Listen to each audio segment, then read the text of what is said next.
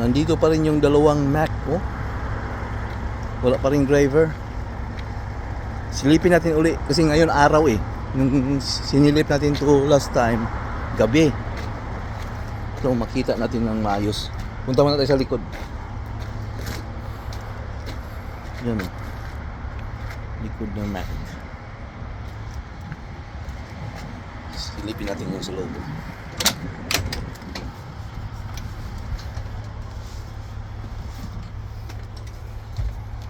Buti ngayon maliwanag.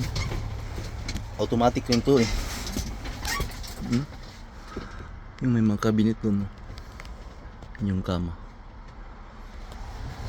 Yung isa silipin na natin.